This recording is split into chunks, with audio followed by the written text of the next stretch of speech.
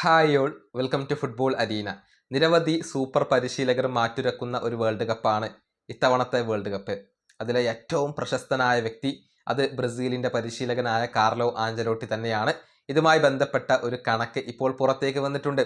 അതായത് ഈ വേൾഡ് കപ്പിൽ ഏറ്റവും കൂടുതൽ സാലറി ലഭിക്കുന്ന പരിശീലകരുടെ ലിസ്റ്റ് ഇപ്പോൾ പുറത്തേക്ക് വന്നിട്ടുണ്ട്. 10 പരിശീലകരുടെ ലിസ്റ്റാണ് പുറത്തേക്ക് വന്നിട്ടുള്ളത്. അതിൽ ഒന്നാം സ്ഥാനത്തുള്ളത് കാർലോ ആഞ്ചലോട്ടി തന്നെയാണ്. ഏറ്റവും കൂടുതൽ സാലറി ലഭിക്കുന്ന പരിശീലകൻ ആഞ്ചലോട്ടിയാണ്. ബ്രസീലാണ് പരിശീലകന് വേണ്ടി ഏറ്റവും കൂടുതൽ പണം ചിലവഴിക്കുന്നത് എന്നുള്ളത് ഇതിൽ നിന്നും വ്യക്തമായി കഴിഞ്ഞു. ഏതായാലും നമ്മൾ ആ ലിസ്റ്റ് പരിശോധിക്കുകയാണ്. 8ാം സ്ഥാനത്ത് ജെസെ മാർഷ് വരുന്നു. കാനഡയുടെ പരിശീലകനാണ്. 2.5 മില്യൺ യൂറോയാണ് അദ്ദേഹത്തിന്റെ സാലറി. 7ാം സ്ഥാനത്ത് 2 പരിശീലകർ വരുന്നുണ്ട്.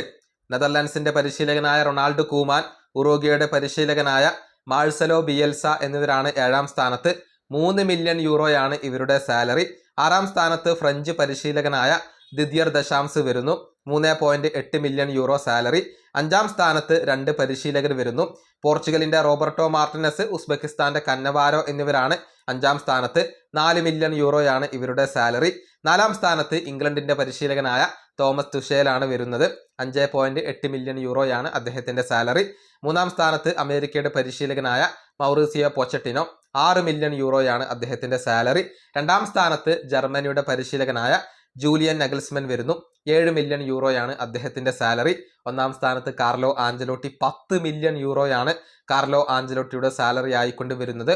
ഒരു വർഷം വലിയ ഒരു സാലറി ബ്രസീൽ കാർലോ ആഞ്ചലോട്ടിക്ക് നൽകുന്നു എന്നുള്ളത് ഈ കണക്കുകളിൽ നിന്നും വ്യക്തമാകുന്നു. ഏതായാലും അതിനോട് നീതി പുലർത്തേണ്ട ഒരു സമയമാണ് ഇത്.